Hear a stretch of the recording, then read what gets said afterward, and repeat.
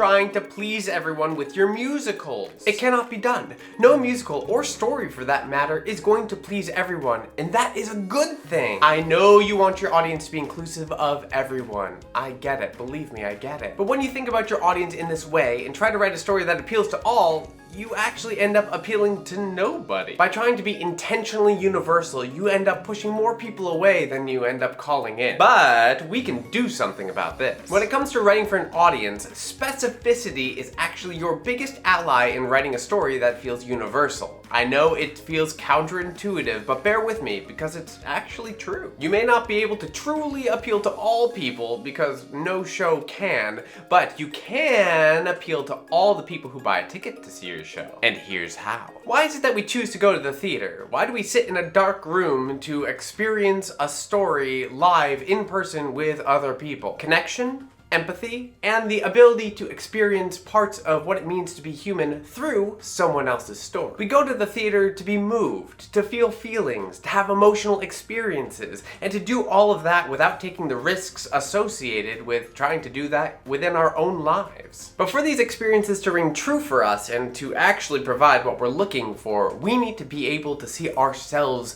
within those characters and their very specific situations. Notice that word again. Specific. It isn't enough for us to watch a character doing something partially and having feelings mildly while being in a sort of vague situation.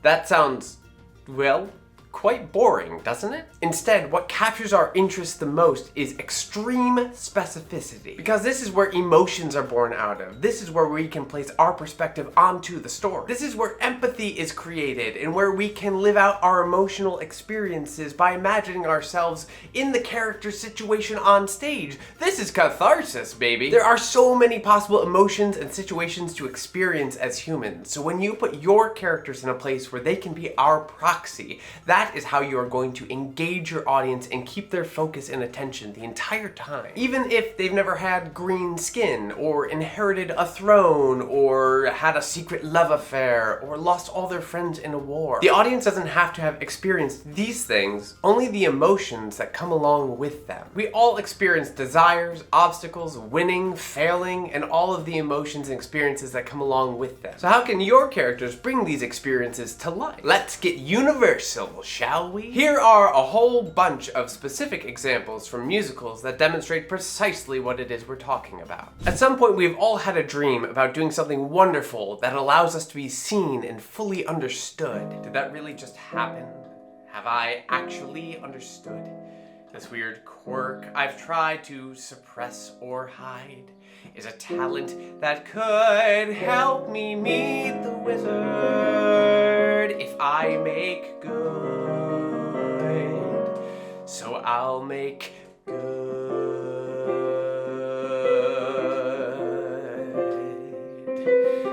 when I meet the wizard. Once I prove my worth, and when I meet the wizard, what I've waited for since birth, and with all his wizard wisdom, by my looks he won't be blinded. Do you think the wizard is dumb, or like Munchkin so small-minded? No, he'll say to me, I see who you truly are, a girl on whom I can rely, and that's how we'll begin, the wizard and I.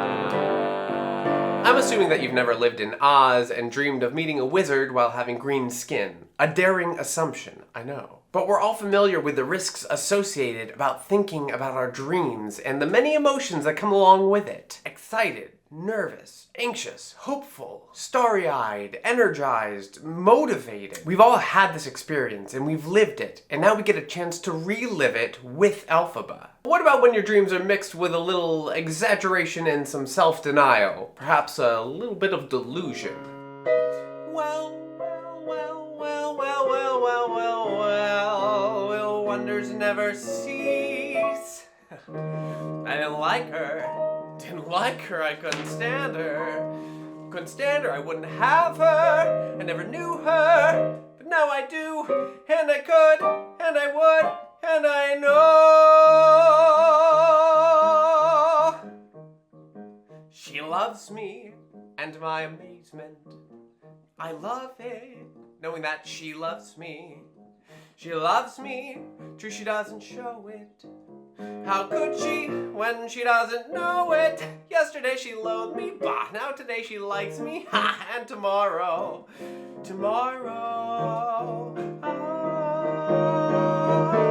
my teeth ache from the urge to touch her. I'm trembling, for I mustn't tell her. It's wrong now, but it won't be long now before my love discovers that she and I are lovers. Imagine how surprised she's bound to be. She loves me. She loves me. When we cannot quite say the truth to ourselves, and yet we're still feeling the joy of that truth, there's not much we can do besides put our experiences and our thoughts on someone else. And who hasn't had a little bit of giddy delusion in their lives? But what about when that denial is a bit stronger, fueled by resistance and a full-on attempt to just halt the world all in one moment? Pardon me, is everybody there? Because if everybody's there, I want to thank you all for coming to the wedding. I'd appreciate your going even more. I mean, you must have lots of better things to do. Not a word of it. Paul, remember, probably know the man I'm gonna marry, but I'm not, because I wouldn't ruin anyone as wonderful as he is. But I thank you all for the gifts and the flowers. Thank you all. Now it's back to the showers. Don't tell Paul, but I'm not getting married today. Can you relate to this brilliantly written musical theater panic attack? Because I know I've been there before. Not about to get married, but on the verge of breaking down because the reality of the world has gotten to me. Sometimes, however, people thrive in the face of obstacles, particularly when they're being told they can or cannot do something. Don't tell me not to live, just sit and putter. Life's candy and the sun's a ball of butter. Don't bring around a cloud to rain on my parade. Don't tell me not to fly, I simply got to. If someone takes a spill, it's me and not you. Who told you you're allowed to rain on my parade? I'll march my band out, I'll beat my... And we know this one resonates with audiences, and it has for years. I mean, who hasn't had one of these moments? Even if it's been in the privacy of your home or even the privacy of your head. By the way, if this video has been useful to you so far, please give it a little like so it can spread to more wonderful people like you. Thanks! Now, when things seem to be truly working out in your favor, you may find yourself in a state of lightness and silliness and giddiness and bliss. I feel pretty, oh so pretty. I feel pretty and witty and bright, and I pity any girl who isn't me tonight. I feel charming, oh so charming. It's alarming how charming I feel, and so pretty that I hardly can believe I'm real. Have you ever been so overjoyed by something going well, or the beginning of a romantic relationship, that all you can do is dance? Maybe even around a dress shop? But what about when things don't go well, and we find ourselves feeling alone, unseen, uncared for, depressed even? If someone stood up in a crowd and raised his voice up way out loud and waved his arm and shook his leg, you'd notice him. If someone in the movie show yelled, "Fire! In the second row! This whole place is a powder keg!" you'd notice them. And even without clucking like a hen, everyone gets noticed now and then. Unless, of course, that personage should be invisible, inconsequential, me. Cellophane, Mr. Cellophane, should have been my name, Mr. Cellophane, 'cause you can look right through me, walk right by me, and never know I'm there. I mean, who hasn't felt overlooked at some point in their life? And perhaps it's in that kind of a state that you find out just how resilient you were by clinging to the ideas that might, just might, pull you out of your current situation. Everything else goes away, and you play till it's perfect. You play till you ache. You play till the strings or your fingernails break. So you'll rock that recital and get into Yale, so you won't feel so sick and you won't look so pale, 'cause you've got your full alright, and you're early admit, so you're done with the school, you're ready to quit, and you graduate early, are gone as of May, and there's nothing your paranoid parents can say. And you know that it's just a sonata away, and you play, and you play, and everything else goes away. Everything else goes away. Everything else goes away.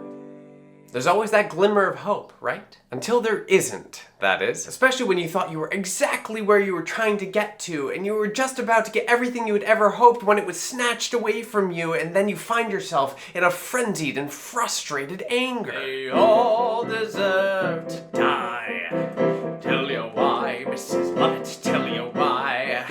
Because in all of the whole human race, Mrs. Lovett, there are two kinds of men and only two.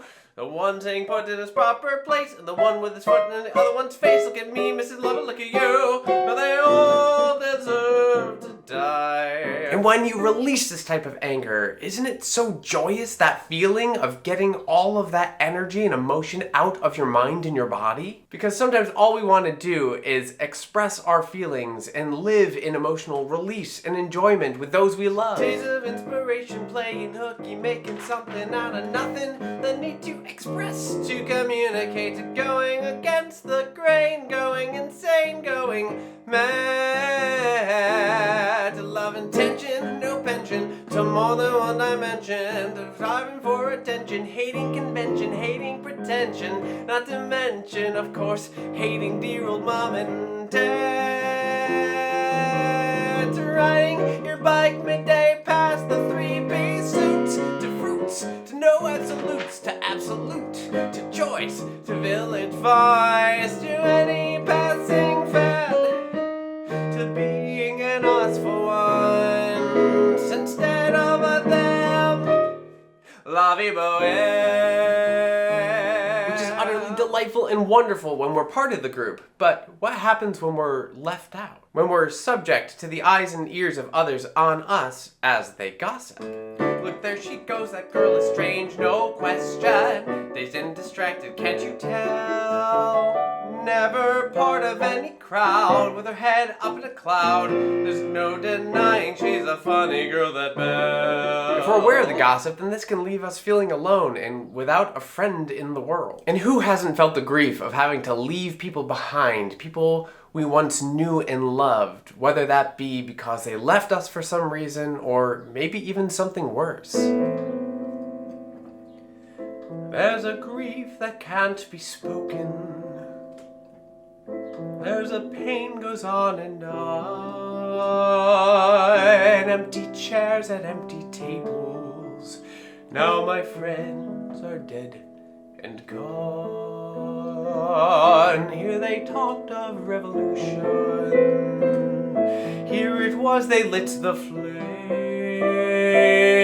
Here they sang about tomorrow, and tomorrow never came. Grief is powerful, and revisiting a place that no longer holds the joy and the people and the love that we once knew can be utterly devastating. And sometimes we just lose little things along the way, or lose little parts of ourselves as we grow and as we change, which can leave us with mixed emotions and sometimes even confusion. I don't have a sunny disposition.